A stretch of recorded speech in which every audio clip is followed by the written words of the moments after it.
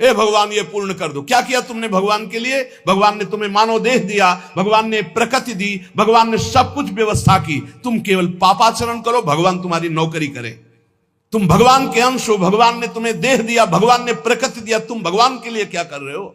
तुम हमारी समाज के लिए जो भगवान ने रचा है उसके लिए क्या कर रहे हो? अपनी वासनाओं की पूर्ति। तो दंड नहीं भोगोगे और क्या भोगोगे? तुम्हारे गाली देने से भगवान कोई छोटे हो जाएंगे? तुम्हारे थूकने से आकाश गंदा हो जाएगा?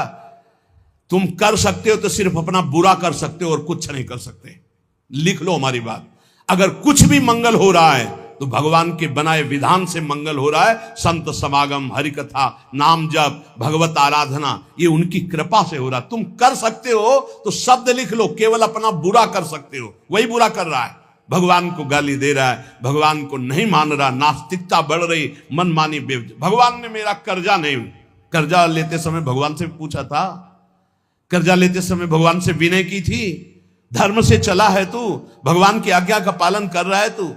अरे भगवान तो सबके पिता हैं, परम उदार हैं। गाली देने वाले को भी प्रकृति से नहीं रोकते कि इसको श्वास मत लेने देना, ये मुझे गाली देता है। नहीं, अच्छी ऑक्सीजन देते हैं, पानी देते हैं, भोजन देते हैं। उसके लिए पृथ्वी फट नहीं जाती है, उसको भी पृथ्वी अपनी गोद में रखती है जो भगवान को गाली दे। कैसे नीच बुद्धि वाले अपना काम बनाने के लिए आए हो और अपना काम बिगाड़ रहे हो। जिनसे काम बनना है उन्हीं में नास्तिकता कर रहे हो।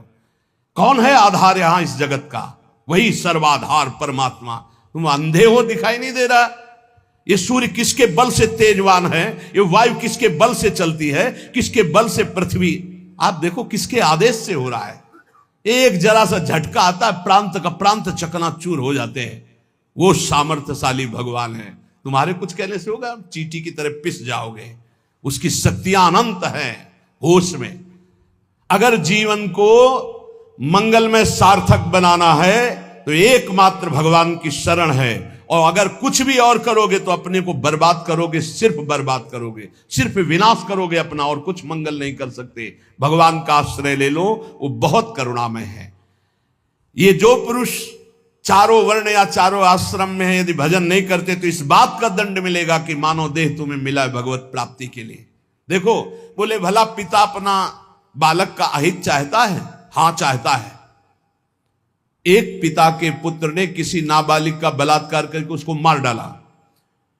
उससे वो समाचार वाला पूछता है कि आप अपने ऐसे पुत्र के लिए क्या बोलेंगे? तो बोले यही बोलूंगा कि जल्दी से गिरफ्तार किया जाए और उसको फांसी की सजा दी जाए। मेरे बालक ने ऐसा अपवित्र कार्य किया, मैं कभी देखना नहीं चाहूंगा कि वो मेरे सामने आवे, उसको जल्दी से जल्दी पकड़ा जाए और ये जब एक साधारण पिता ऐसा बोल सकता है तो असाधारण पिता जो धर्म के विरुद्ध चलेगा, तिनकर काल रूप में भ्राता, वो भगवान साक्षात धर्म स्वरूप है। कोई धर्मात्मा पिता नहीं चाहेगा कि उसका पिता अपवित्र कार्य करे और उसे गले से लगाए। फिर भी मेरे भगवान कह रहे हैं, अहम तो हम सर्व पापेभ्यो मोक्षयिष्यामि मा शुचा अपि चेत सुदुराचारो भजते माम अनन्य भाग। महादुराचारी भी हो तो आ जाए कह के कि प्रभु मैं आपका हूं, आपके सिवा कोई मुझे नहीं बचा सकता, तो मैं तुम्हें साधु सम्मंतव्य सम्यक व्यवसिता हिस्सा, मैं तुम्हें साधु बनाऊं। फिर भी भगवान को कैसे शब्दों से बोलते? कोई भगवान नहीं। मन मानी आचरण करो, पता चल जाएगा भगवान है कि नहीं। अंतिम समय तक तो पता चल जाए। एक डॉक्टर बोले थे हमसे, जब गंगा किनारे भ्रमण करते थे, बहुत अमेरिका से पढ़ के आए थे, मार विज्ञान छांटते चले जाए, कौन भगवान, कैसा भगवान, क्या। अब गंगा किनारे तो एक अलग रहनी थी, उदासीन, ना बोलना किसी से। तो उनसे कहा नहीं, ऐसा अपमान मत करो, भगवान अब कैसे हम तुम्हें छाती चीर के दिखावें कि हैं हम ऐसे जी रहे हैं, ये साधु महात्मा ऐसे जी रहे हैं, केवल हवा में जी रहे हैं, नर्क स्वर्ग की चाह नहीं। लेकिन छाती से कहता हूं, हृदय से कहता हूं, त्रुटि हमारी, करुणा उनकी। अगर कहीं भी हमें कुछ भी असंतोष हुआ है तो मेरे आचरण का, मेरे विचार का, मेरी क्रियाओं का हुआ है, और उनकी कृपा का वार पार नहीं। अपार करुणा करुणालय। और मिलना, तुम बहुत दूर हो हमसे, तुम दूर हो, लेकिन मेरे प्रिया प्रीतम मेरे से दूर नहीं। अब वो कोई ऐसी दूरबीन नहीं कि मैं तुम्हें दिखा सकूं कि देखो। ये हम कोई प्रमाण तुमसे नमस्कार नहीं चाहने के लिए कह रहे, ये इसलिए कह रहे कि प्रभु कितना प्यार करते, तुम्हें कैसे बताऊं। हजारों प्राण हो तो न्यौछावर कर दे, ऐसा प्यार करते हो। ऐसे नहीं को स्वप्न में आके प्यार करते हो, भाव में आके प्यार करते हैं। जैसी भावना करोगे वैसे ही तुम्हें अनुभव कराएंगे। वो है, प्रत्येक कण में है, प्रत्येक क्षण में वो मेरे साथ है। ऐसा बिल्कुल माइक से कह रहा हो, आचार्य बल से, गुरु बल से, कि विश्वास करो वो केवल ध्यान का विषय नहीं है, वो केवल भजन का विषय नहीं है। वो मित्र की तरह मिलते हैं, वो संभाषण करते हैं, वो साथ खेलते हैं। पर ये बात वही देख सकता है जो उन तक पहुंच चुका है, जो उनके चिंतन में तन्मय है। अन्यथा ये मायाकृत नेत्रों से बात नहीं देखी जा सकती। इसलिए उसका पतन निश्चित है जो मनुष्य शरीर पाकर के भजन नहीं करता है। भगवान ने केवल भजन के लिए दिया है। दुष्यंता पर कायेषु स्वात्मानम हरिमीश्वरम मृत के सानुबंधेस्मिन बद्ध स्नेहा पतंत्यधः। भाई शरीर का अभिमान मत करो, ये मरा ही मरा, अभी मरा या कल मरा, मरा ही है पक्का। मृत्यु प्रतिपल साथ है। ये शरीर मृत शरीर समझो, कब छूट जाए कुछ पता नहीं। इसके संबंधी भी छूट जाएंगे। इस शरीर से प्रेम गांठ करने का मतलब है नरक यात्रा तय करना। इसलिए इससे ज्यादा प्यार मत करो। इसे खूब कई बार हमने प्रार्थना की साधकों से कि शरीर को ऐसा समझो जैसे कंजूस मालिक बेईमान नौकर से काम लेता है, ऐसे ले इससे। इसको छूट दे दी तो ये पूरी की पूरी जिंदगी बर्बाद कर दे। इसे बेईमान जैसे नौकर ना हो। ईमानदार नौकर अपने आप काम करता है, ये अपने आप नहीं करेगा। बेईमान नौकर जो आराम करना चाहता हो, लगाओ काम में 4 घंटे, 124 घंटे में 20 घंटे इसको संसारिक काम, साधना के काम, भजन कार्य, आनंद समेट लो। यहां कमाने आए हो, यहां कोई तुम्हारा घर नहीं, कोई मकान नहीं, कोई दोस्त नहीं, कोई परिवार नहीं। ये परदेश है, स्टेशन जैसा। तुम्हारी टिकट कटी, भागे, पूछोगे भी नहीं ये पत्नी तुम कैसे रहोगे, ये बच्चों तुम कैसे रहोगे। नहीं, चले गए, दोबारा कभी देखने को नहीं मिलेगा। न तुमको वो, न वो तुम्हें, कभी नहीं मिलेगा। ये ऐसा माया का जादू का खेल, सत्ता ही खत्म हो जाती। इसलिए हे भाई, इस शरीर में रहने वाले अपने स्वरूप को जान लो और किसी से भी द्रोह मत करो। वो मूर्ख हैं जो इस अपने शरीर को तो अमर मानते हैं, दूसरे शरीरों को मारकर खाते हैं मांस। देख लो, ये ऋषि मुनियों की वाणी है। आत्मस्वरूप को पहचान लो, वही आत्मा चीटी में, वही सर्वत्र भगवान है। वो मूर्ख हैं जो अपने शरीर को आत्मा मानकर पोषण करते हैं, दूसरे शरीरों की हत्या करके उनका मांस खाते हैं। बोले हम हत्या नहीं करते, हम तो दुकान से ले आते हैं, तो बराबर फल मिलता है। कर्ता, प्रेरक, अनुमोदन, तीनों को बराबर पाप मिलता है। एक जो काट रहा है, एक जो खरीद के ला रहा है, और एक जो बनाकर पका करके खा रहा है, खवा रहा है। तीनों को नरक बराबर दंड मिलेगा। कर्ता, प्रेरक, अनुमोदन। ये कैवल्यम संप्राप्ता ये चातातिश्च मूढ़ताम त्रैवर्गिका क्षणिका आत्मानम घातयन्ति ते। जो लोग ये भगवत प्रदत्त शरीर प्राप्त करके कैवल्य परम पद प्राप्त नहीं कर लेते और ज्ञान बघाड़ते रहते हैं, वो पूरे ज्ञानी भी नहीं है और पूरे मूर्ख भी नहीं है। उनकी बड़ी दुर्दशा होती, ना इधर के रहते ना उधर के रहते, मजरे ढो। सदैव वो अर्थ, काम, वासना इन्हीं में फंसे रहते हैं। एक क्षण के लिए उनको चैन, शांति नहीं मिलती। जो मनुष्य शरीर पाकर अपना उद्धार नहीं कर लेता, वो अपने पैरों में मानो अपने हाथ से कुल्हाड़ी मारकर काट रहा है, वो आत्मघाती है, वो दुर्गति को प्राप्त होता है। एत आत्महनो अशांता अज्ञाने ज्ञान मानिनः सीदंत्य कृत कृत्या वही कालध्वस्त मनोरथा। ऐसे जो ज्ञान बगाड़ते रहते हैं और ब्रह्म बोध नहीं किया, निरंतर भजन नहीं करते, इनको आत्मघाती कहते हैं। जानते हैं पर मानते नहीं हैं। ये इन आत्मघातियों को कभी शांति प्राप्त नहीं होती, इनकी कर्म परंपरा कभी नष्ट नहीं होती। काल भगवान सदा सर्वदा इनके मनोरथों पर पानी फेरते रहते, हृदय की जलन विषाद कभी मिटने को नहीं होती। इसलिए हित्वात्यायास रचिता गृहापत्य सुहृत श्रियः तमो विशन्त्यनिच्छन्तो वासुदेव परांग मुखा।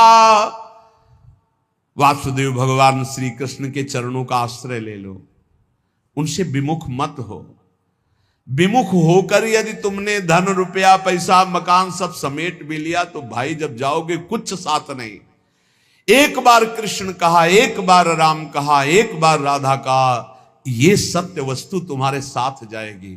इसलिए बार बार राम राम कृष्ण कृष्ण हरि हरि राधा राधा बोलते हुए अपना काम करो तो तुम्हारा लौकिक भी पुष्ट और पारलौकिक भी पुष्ट हो जाएगा।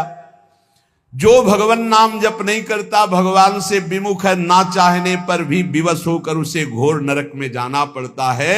इसलिए सदगति प्राप्त करने के लिए नाम जप अत्यंत आवश्यक है।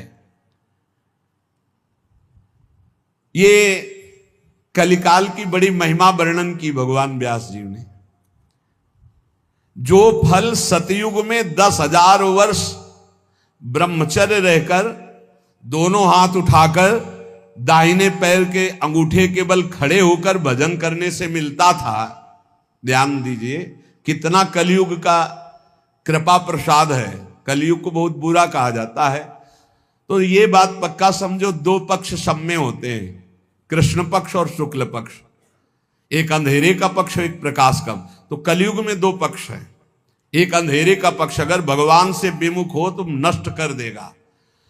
यहां कह रहे हैं भगवान महर्षि वेद व्यास देव जी, यत्कृते 10,000 त्रेतायाम हायनेन तत् द्वापरे तश्च मासेन हरहोरात्रेण तत्कलौ तपसौ ब्रह्मचर्यस्य जपादेश्च फलम द्विजा प्राप्नोति पुरुषस्तेन कलिसाध्यति भासितम।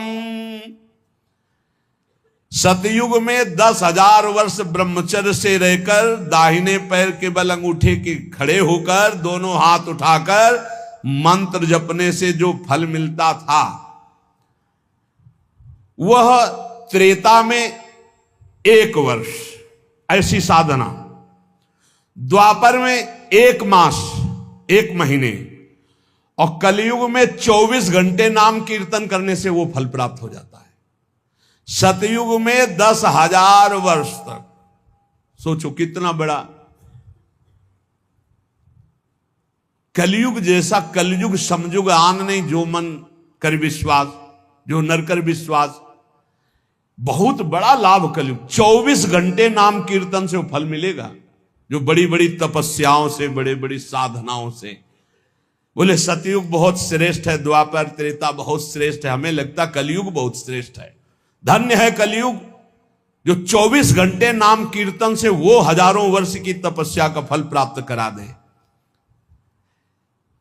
भगवान व्यासदेव जी कहते हैं मैं कलयुग की पूजा करता हूं, मैं उसे सर्वश्रेष्ठ कहा कि सतयुग में ध्यान, त्रेता में यज्ञ, द्वापर में देवार्चन, ध्यायन कृते यजन यज्ञ त्रेतायाम द्वापरेर्चयन यदाप्नोति तदाप्नोति कलौ संकीर्त केशवम।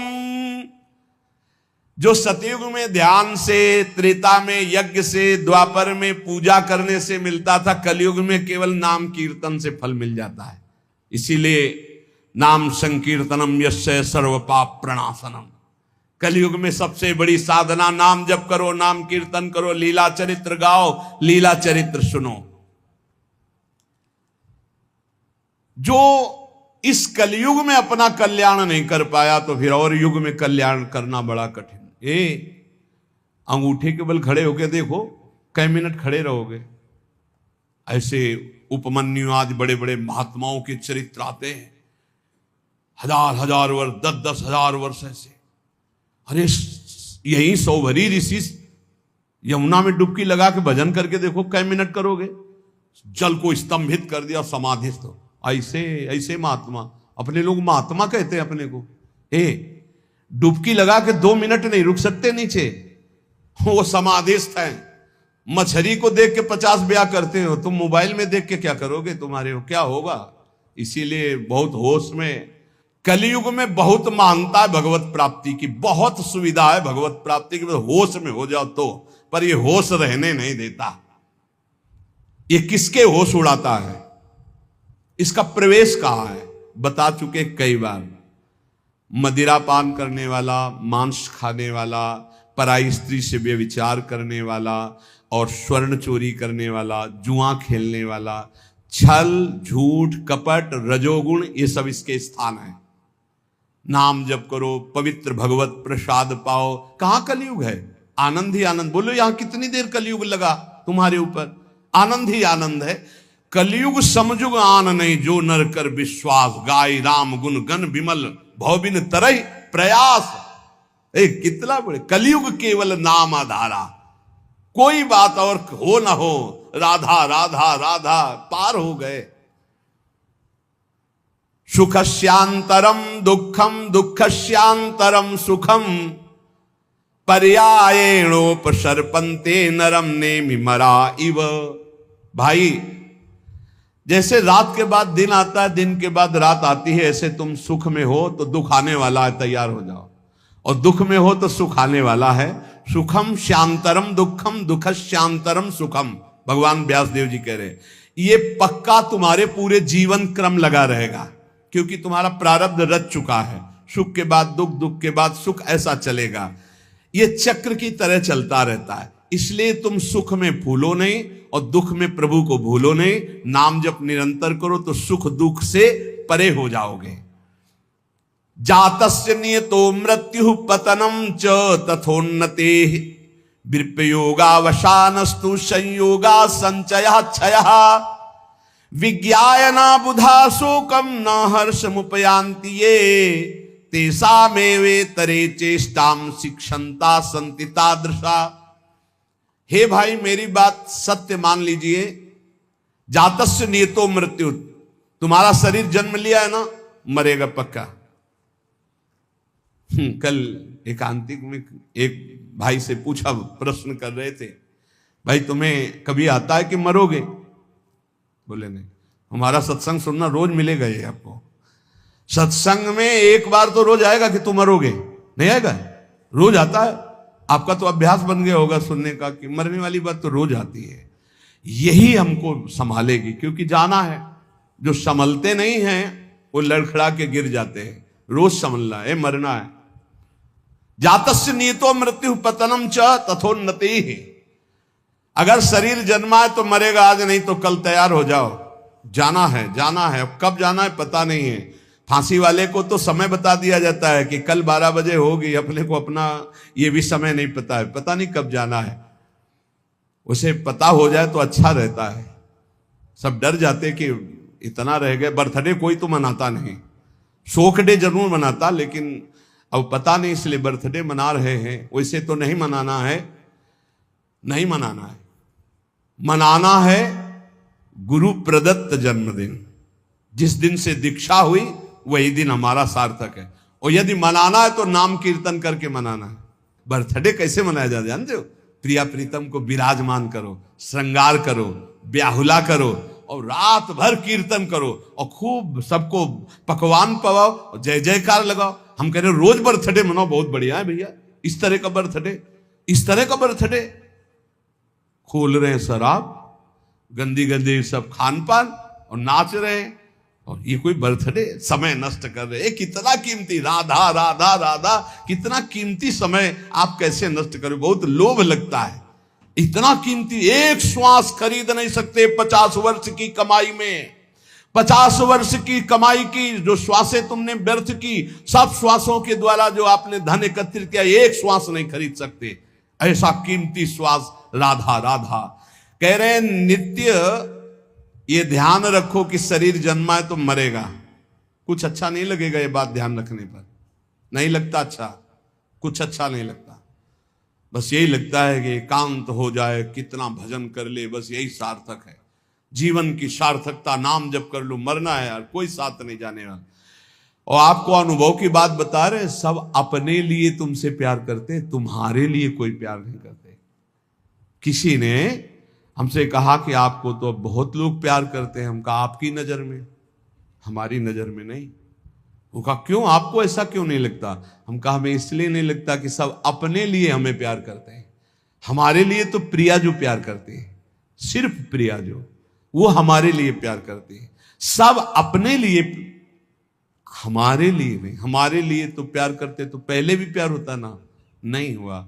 हमारे लिए तो प्रिया जो पहले भी प्यार करती थी अब भी प्यार करती है, और वो करती ही रहेंगी क्योंकि उनका स्वभाव है ऐसा।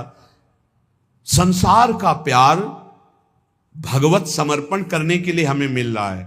आपका प्यार लिया प्रियाजू के चरणों में समर्पित, हमारे लिए नहीं, हमारी प्रियाजू के लिए। हमारे लिए प्यार सिर्फ हमारी प्रियाजू का है। आप प्यार करते हैं प्रियाजू के लिए, आप प्यार करते हैं, उस प्यार को प्रियाजू के चरणों में हम चढ़ाते हैं। वो प्यार मेरे लिए नहीं, वो प्रियाजू के लिए, जिससे आपको प्रियाजू कृपा करके प्यार करें, आपका दुख नाश करके परम सुख प्रदान करें। तो हे भाई, जिसका जन्म हुआ उसकी मृत्यु निश्चित है, और जिसकी आज उन्नति है कल उसकी मृत्यु, उसका विनाश, उसका पतन, यही खेल है मृत्यु लोक का। ये बात परसों सत्संग में कही थी। पहले ये नहीं था और बाद में भी ये नहीं रहेगा। हे अर्जुन, ये बीच में दिखाई दे रहा है, इसलिए इस पर विश्वास नहीं। कभी भी उन्नति को उन्नति रूप में स्थायी कहीं नहीं पाया गया, वो अवनति में आई। कभी भी अवनति सदैव अवनति नहीं बनी रहती, वो उन्नति को प्राप्त होती। एक चक्र चल रहा है, इसलिए अभिमान मत करो, फूलो मत, निरंतर भजन परायण रहो। मोहाद अधर्मः या कृत्वा पुनः समनुत्तप्यते, मना समाधि संयुक्तो नशा सेवते दुष्कृतम। ये जो मोहवश अपने शरीर को अविनाशी मान करके पापाचरण करते हैं, ये सच्चे हृदय से प्रायश्चित कर ले, नहीं तो नष्ट हो जाएंगे। हर पाप बम की तरह जमा हो रहा है तुम्हारा, जब फूटेगा ना बिल्कुल नष्ट कर देगा, किसी काम का नहीं रखेगा। जो जो तुम जान रहे हो कि पाप हो रहे हैं, इनका फटाफट प्रायश्चित कर लो। पाठ के द्वारा, भजन के द्वारा, संत महापुरुषों की सलाह के द्वारा उनको नष्ट कर दो, नहीं वो जब वृक्ष रूप हो जाएंगे तब फिर तुम नष्ट नहीं कर पाओगे। एकाग्रता पूर्वक देखो तुमसे कौन कौन पाप हो रहे हैं, वर्तमान में कौन कौन पाप हुए हैं, उन पापों का क्या प्रायश्चित है, उनका प्रायश्चित कर लो। यथा यथा मनस्तस्य दुष्कृतम कर्म गर्हते, तथा तथा शरीरम तु तेना धर्मेण मुच्यते।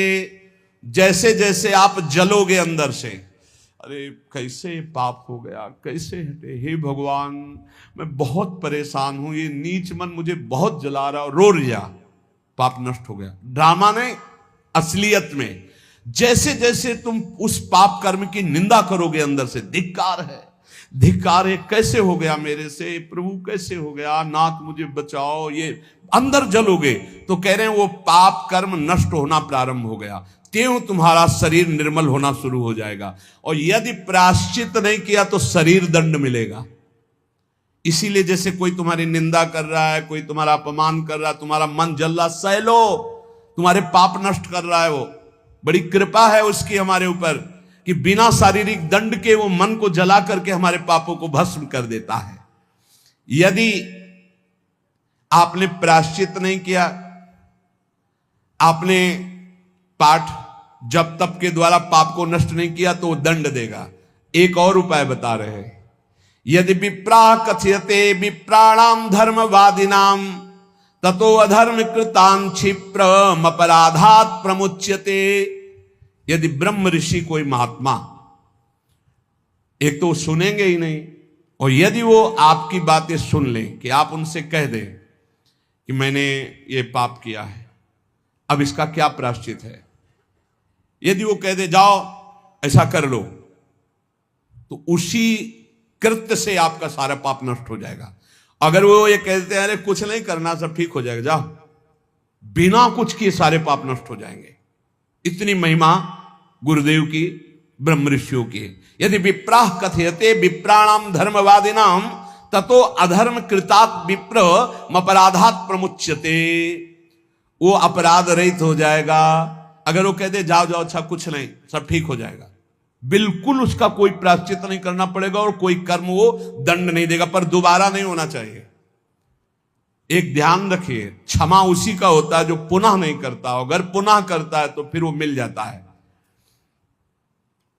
प्राण यात्रा निमित्तम च व्यंगरे भुक्तवज्जने काले प्रशस्त वर्णानाम भिक्षार्थी पर्यटेत गृहान।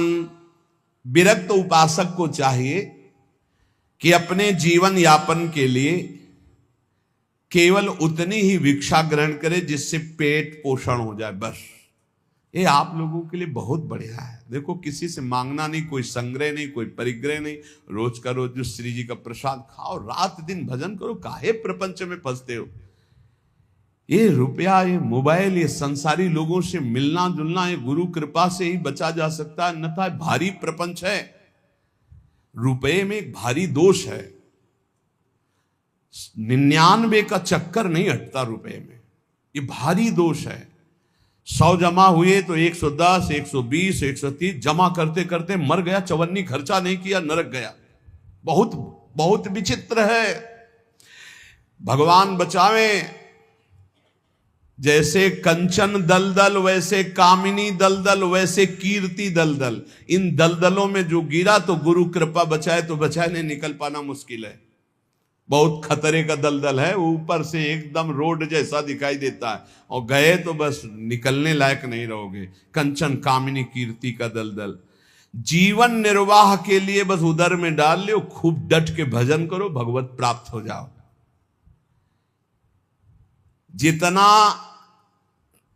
कम से काम चला लो उतना ही अपना भजन बचा लो। एक बार गिरिराज जी में जब पूज्य पंडित गया प्रसाद जी की समाधि, तो गुरुदेव भगवान ने कहा, इनका प्रकाश जानते हो क्यों हुआ? 45 वर्ष की अवस्था में गिरिराज जी महाराज के समीप विरक्त होके रहे, पर जिस दिन से विरक्त हुए उस दिन से कभी पैसा नहीं छुआ बाबा ने, कभी बाबा ने स्त्री स्पर्श नहीं किया, कभी बाबा ने प्रणाम नमस्कार स्वीकार नहीं किया। कंचन कामिनी कीर्ति तीनों पर विजय प्राप्त की हुई होने के कारण बहुत जल्द 45 वर्ष गृहस्थी में रहे, बहुत जल्दी इतना प्रकाश हुआ वैराग्य का। भाई जी जब पधारे थे तो बाबा को ऐसे दिव्य देह में दिखाई दे रहा था, भाई जी जा रहे, पंडित गया प्रसाद जी महाराज। एक काहे को अपना भजन बिगाड़ो? गुरु कृपा से भरण पोषण हो रहा, चकाचक खूब भजन एकत्रित करो। जितने से उदर पोषण हो जाए उतने ही भोजन पर अधिकार रखो, खूब भजन करो। भिक्षान्न है ये, आकाश वृत्ति से यहां आता है, वैसे भी भिक्षा तेहरा से मांग के रोटी लाई जाती। खूब भजन करो भाई यार, डट के। भजन ही जीवन का सार है। भिक्षा मिले तो हर्ष और ना मिले तो शोक ना करे। यहां ना मिलने का तो सवाल ही नहीं रह गया, वो तो अपने लोगों के जीवन में था। गंगा किनारे कई कई दिन जब गंगा जल से केवल उदर पोषण हुआ, और जैसे कोई बारी लगाने वाले ऐसे टिफिन खोल रहे हैं और अपना पार हैं, तो ऐसे दृष्टि जाती तो मन कहता बड़े भाग्य हैं उसके। ऐसा जीवन रहा है। बोले किसी के भी प्रति ना आदर सत्कार मिलने पर प्रियता और ना अपमान घृणा होने पर नफरत। मान लो कोई हमारा अपमान कर रहा है, घृणा कर रहा है, तो हमारे अंदर नफरत ना आवे उसके लिए। कोई बड़ा आदर सत्कार कर रहा है तो कोई प्रियता ना आवे। ऐसे भगवत मार्ग में रोज का रोज ये अमृत में वचन सुन रहे हो, ये बहुत अमृत प्राप्ति कराने वाले हैं। यदा यदा ही पाखंड वृत्ति रत्रोपलक्ष्यते तदा तदा कलेर बुद्धि रनुमेया विचक्षणे। अब कलयुग का दोष कह रहे हैं, यदि पाखंड थोड़ा भी स्वीकार किया तो कलयुग तुम्हारी बुद्धि में सवार होकर नष्ट कर देगा। यदा यदा ही पाखंड वृत्ति रत्रोपलक्ष्यते, दिखाई भी दिया जरा सा पाखंड तो कलयुग सवार हो जाएगा। पाखंड जो है नहीं वो नाटक करना नहीं, बिल्कुल नहीं होना चाहिए। नाटक बिल्कुल नहीं होना चाहिए। नाटकबाजी तो भक्ति में होना ही चाहिए। बहुत बड़ा ये दंभ पाखंड रोग है, भक्ति को पूरा का पूरा रुग्ण कर देता है। दिखावटी नहीं होना चाहिए कुछ। प्रभु सब कुछ जानते हैं यार, किसको दिखाना है, क्या दिखा। अच्छा सामने वाला दे भी देगा तो क्या, प्रणाम नमस्कार रुपया पैसा, इसके लिए भक्ति ही कर रहे हो तो हरि लक्ष्मी पति, दूसरे से क्या चाहिए। अगर जरा भी पाखंड हुआ तो कलयुग तुम्हारी बुद्धि को ग्रसित करके अनुमान भी नहीं लगा सकते कि कितना भ्रष्ट कर देगा। यदा यदा सताम हानिर्वेद मार्गानुसारिणाम तदा तदा कलेर वृद्धि रनुमेया विचक्षणई। जब जब तुम वैदिक मार्ग का उल्लंघन करोगे,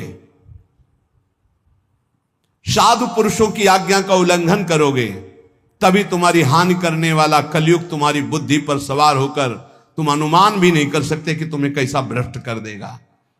प्रारंभाश्चा वशीदंती यदा धर्म कृताम नृणाम तदानुमेयम प्रधान्यम कलेर विप्रा विचक्षण। जब कोई धर्मात्मा अधर्माचरण की तरफ जाने लगता है सोई कलयुग उसके ऊपर अपना प्रभाव डाल देता है। जब कोई विद्वान कलयुग से ग्रसित हो जाता है तो उसके आचरण उल्टे होने लगते हैं। इसलिए पाखंड, शास्त्र विरुद्ध आचरण, संत गुरुदेव की आज्ञा का उल्लंघन, धर्म के विरुद्ध आचरण करने वाले पर ही कलयुग का प्रभाव होता है, अन्यथा नहीं होता। कलयुग के प्रभाव से बचते हुए निरंतर नाम जप करते हुए इस जन्म में हम भगवत प्राप्ति कर ले। कुछ कमियां सब में होती हैं, वो भगवत साक्षात्कार में ही पूर्ण होती है। जहां भगवत साक्षात्कार हुआ उन कमियों का नाश हो जाता है। इसलिए उपासक को हर कदम जिन जिन कमियों को जानता जाए उनको छोड़ते हुए आगे तन्मयता पूर्वक बढ़े। हमारे दो पक्ष हैं, एक है हम और हमारे गुरुदेव, और एक है हमारी इंद्रियां और मन, माया। ये हमको गिराने की चेष्टा करती है और गुरुदेव हमको जो उपदेश करते हैं वो इन पर विजय प्राप्त कराने। कभी कभी इनका पक्ष जोर हो जाता है और हम हार जाते हैं, तो हमें निराश नहीं होना। हमें ठीक जैसी आज्ञा वैसे ही चले तो फिर हम बलवान होकर जीत जाएंगे। और इस जन्म में मुझे भगवत प्राप्ति करना ही, किसी भी तरह रुकना तो है नहीं। हम चाहे जितना कीचड़ में सन जाए, हमें रुकना नहीं, हमें चलना ही चलना है। क्योंकि ये शरीर छूटा तो अब और किसी शरीर में भगवत भजन बने ऐसी कोई संभावना नहीं। बड़ा डर लगता है। अब इस शरीर से भजन करके भगवत प्राप्ति करना ही है। इसलिए सबसे प्रार्थना है, भजन का तात्पर्य है नाम जप, राधा राधा राधा। कोई पैसा नहीं लगता, कोई मेहनत नहीं, धीरे धीरे जबान हिलाओ, राधा राधा राधा, अपना कार्य करते रहो। इसी से भगवत प्राप्ति हो जाएगी। श्री राधा वल्लभ लाल की।